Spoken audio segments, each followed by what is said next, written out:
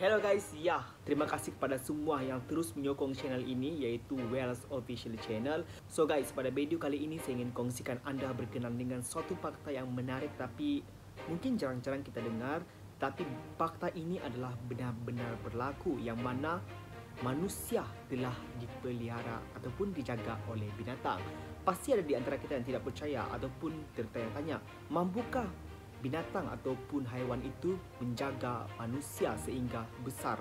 Tetapi guys, jika anda melihat video ini dan mendengar fakta-fakta yang telah diketengahkan, anda akan berfikir sendiri, dan memang terdapat orang ataupun manusia yang telah dipelihara oleh binatang, dan ini telah berlaku di negara barat.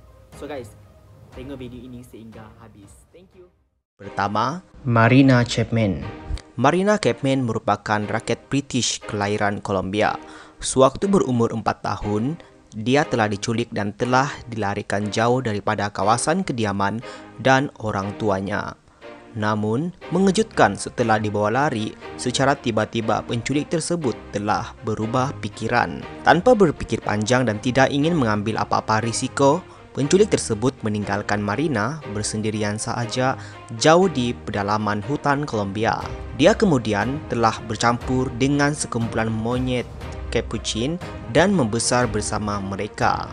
Marina belajar berdikari dengan memerhatikan monyet-monyet itu dan mendapati sekiranya dia berdiri di bawah pokok-pokok di mana monyet itu makan, dia boleh mengambil makanan yang digugurkan mereka. Kemudiannya, dia tidur di dalam lubang pokok dan berjalan dengan menggunakan kaki dan tangan seperti monyet. Selama 5 tahun berada di hutan, yaitu sekitar umurnya 9 tahun, dia telah ditemui oleh para pemburu dan diselamatkan.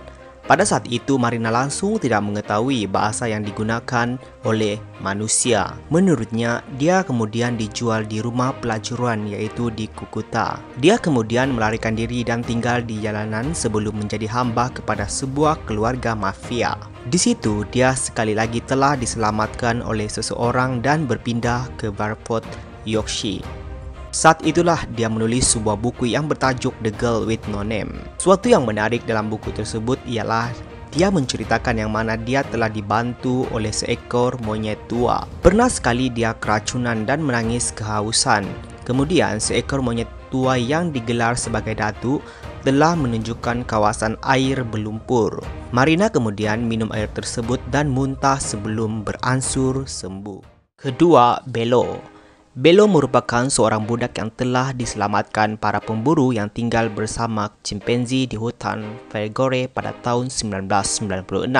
Ketika diselamatkan, dia baru berusia 2 tahun yang dipercayai berasal dari kaum nomad etnik Fulani yang mengembara di rantau ini. Dia mempunyai kecacatan dari segi mental dan fizikal, kemudiannya telah ditempatkan dalam jagaan pakar rumah kanak-kanak Tudun milik Tore yang terletak di Kano. Dipercayai dia telah ditinggalkan disebabkan oleh masalah kecacatan tersebut. Hal ini kerana pengabaian kanak-kanak kurang upaya adalah merupakan salah satu perkara biasa di kalangan kaum Fulani. Namun, Bello bernasib baik kerana dijaga oleh sekumpulan simpanzi tersebut.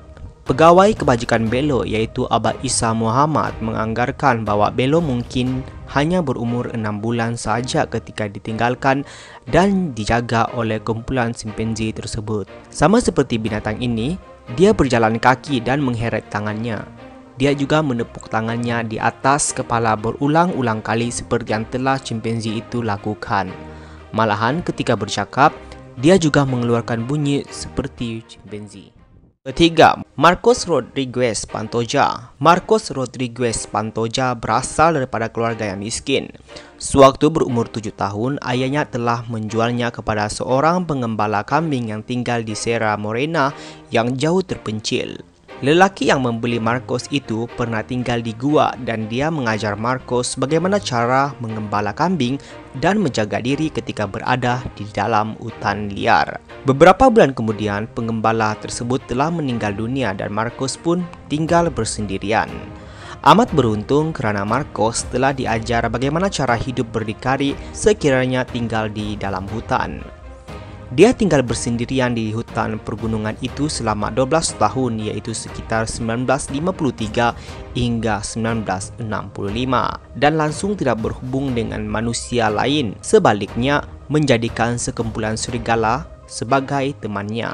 Ketika berusia 19 tahun, ahli tentera sibil Spanyol telah menangkapnya dan membawa Marcos kembali ke peradaban manusia. Awalnya, Marcos tidak dapat menyesuaikan diri dengan manusia dan sering berharap dapat kembali kepada keluarga serigalanya. Tahun 2007, seorang pengarah filem yaitu Olivers mendapati cerita lelaki tersebut sangat menarik dan mula mencari Marcos di Bandar Orense di wilayah Galicia. 2 tahun selepas itu, Marcos telah bekerjasama dengan pengarah tersebut untuk menghasilkan filem mengenai kisah hidupnya berjudul Among Wolves.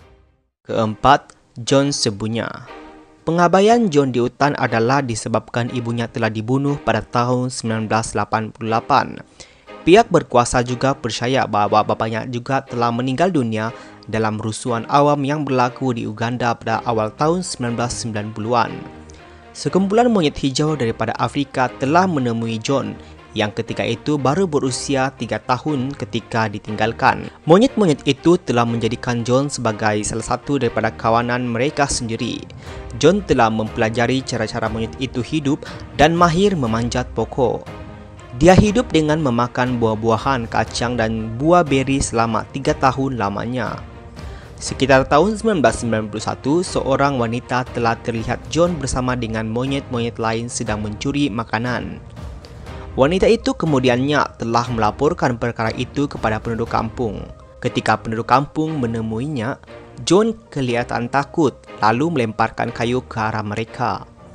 Untuk menyelamatkan diri, John cuba memanjat pokok agar tidak ditangkap oleh penduduk kampung. Malah, keluarga monyet juga mempertahankan John dan menyerang penduduk yang cuba mendekatinya. Walau bagaimanapun, penduduk kampung tersebut berjaya menghalau monyet-monyet itu dan menangkap John. Pengurus rumah anak yatim Christian Kamuziden akhirnya mengambil John untuk tinggal bersama keluarga sendiri. John mula diajar bertutur dan cara-cara seseorang manusia menjalani kehidupan. Amat mengejutkan yang mana pihak pengurusan rumah yatim piatu mendapati bahwa suara John sebenarnya adalah unik dan menarik. Kemudian pada tahun 1999, John telah menyertai jelajah kumpulan choir kanak-kanak. Kelima, Oksana Malaya. Oksana bukanlah sepenuhnya kanak-kanak liar tetapi kanak-kanak yang terabai. Oksana Malaya banyak menghabiskan masa kecilnya antara usia 3 hingga 8 tahun tinggal di dalam rumah anjing di Novaya. Walaupun kadangkala dia tinggal di rumah orang tuanya yang mempunyai masalah ketagihan alkohol dan sering mengabaikannya.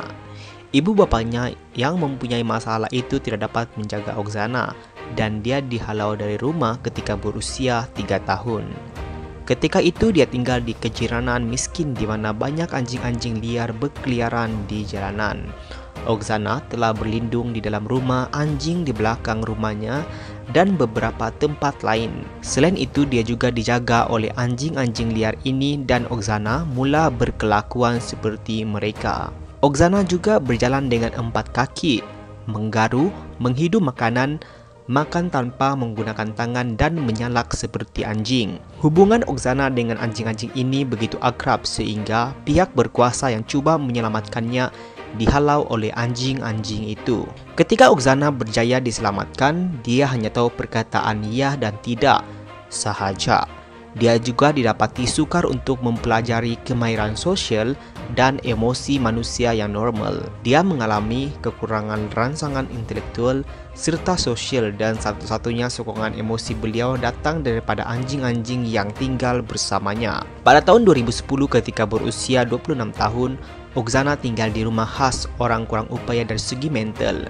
Di situ dia telah membantu untuk menjaga lembu dan juga ladang rumah khas itu. Dia menyatakan bahwa dia paling gembira ketika berada bersama anjing-anjing.